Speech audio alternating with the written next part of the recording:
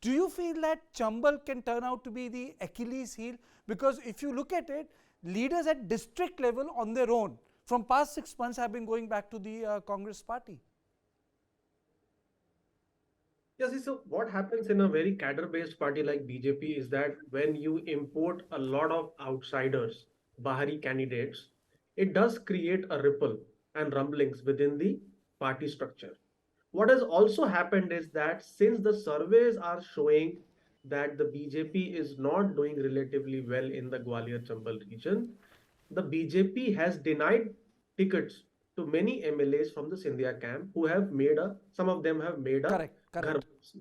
So correct. now the real battle is between Scindia and the real Congress sort of in Gwalior Chambal, and Congress is also motivated and out there to somehow show that the performance of 2018 was not because of Scindia but because of the party organization and structure. See, 2018 there were many burning issues in the state.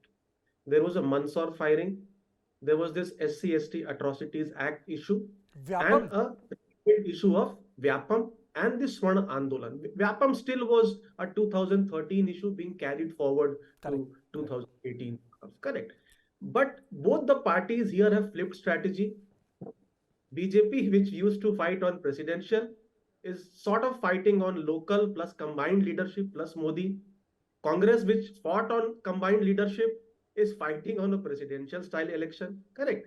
And theoretically, conceptually, any seat by seat contest is very, very difficult for the ruling party because ruling party normally likes to contest on a state level achievements, national level achievements, and faces.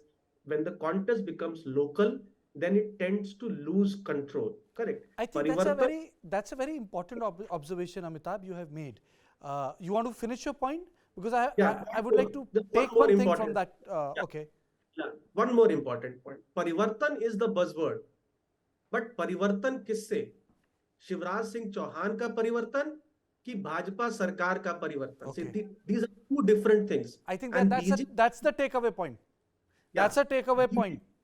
yeah, BJP by not declaring Shivraj has soothed the nerves of BJP supporters who want a change of leadership. That's an important point. Mr. Khandekar, I think that's an important point. Is this incumbency against Shivraj or is this incumbency against Bharatiya Janata Party? Because one thing I have noticed,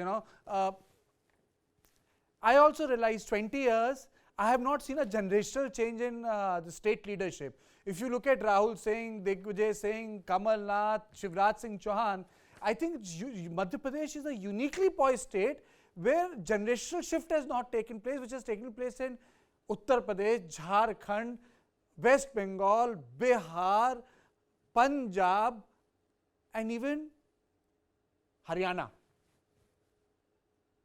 Mr. Khandekar. So I think that the first question that you asked is very pointed question, and BJP has also realized that the anti-incumbency factor largely affects the individual, that is the chief minister.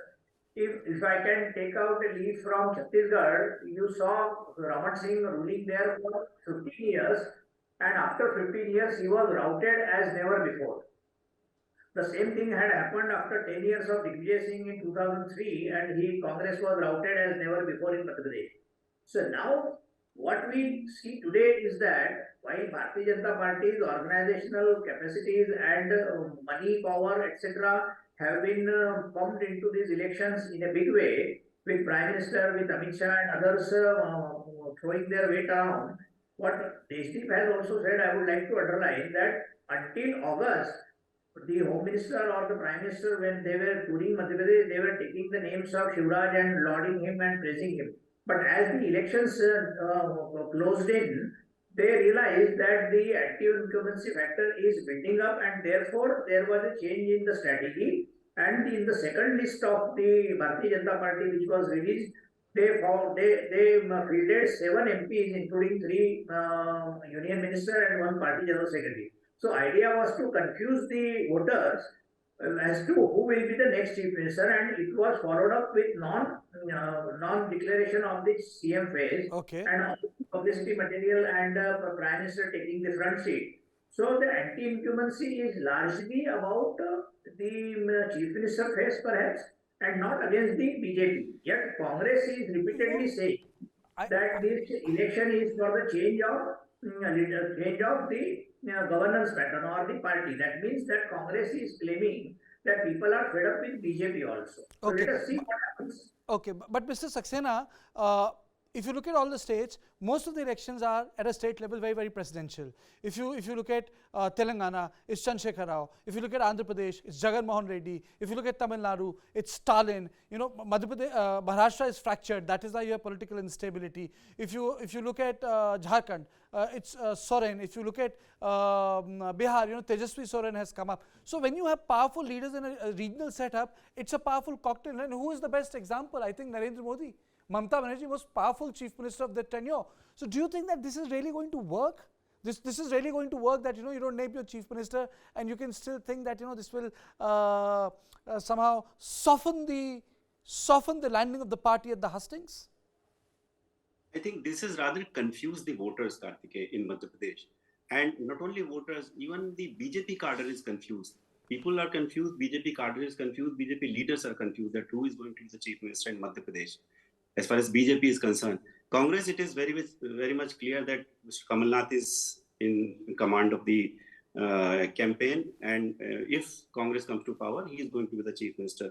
But look at the BJP. There are so many chief minister candidates.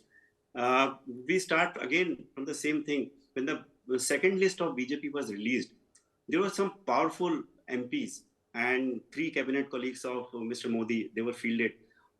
And it is believed that none of them were knowing that they are going to be fielded as assembly candidates in Madhya Pradesh. Then Mr. Narendra Singh Tomar, he is a very powerful minister. And in the past few years, whenever there were talks of some change in party leadership, his name had always cropped up. Then we have Mr. Prahlad Patel.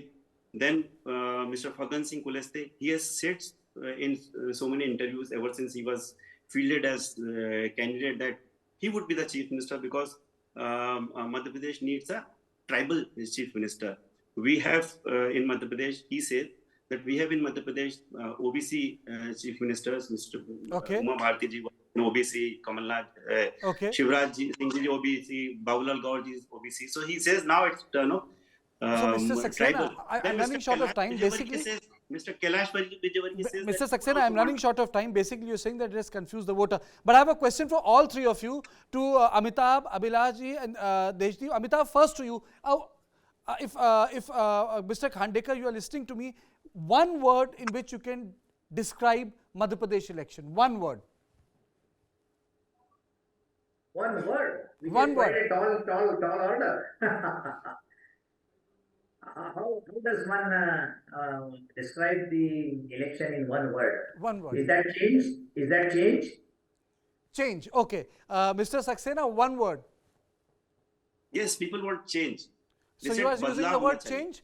If you ask me, the one word in which I would describe the Madhya Pradesh election, because most of the points have been summed up, and the conclusion of the conversation is, it's close.